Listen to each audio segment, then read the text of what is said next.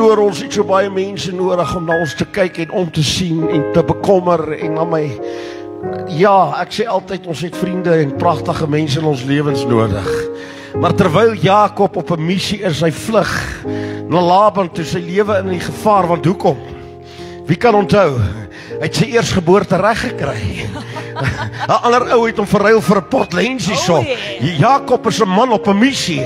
Hy's 'n man met 'n plan. En iewers tussen sy ander kind, dit is in die middel, kry hy 'n klip om te slaap. Broer, God gaan vir ons help dat ons elektrische komberse en kussings en ons gaan so wegsink. Nee, dis nie wat Jakob se plan is nie.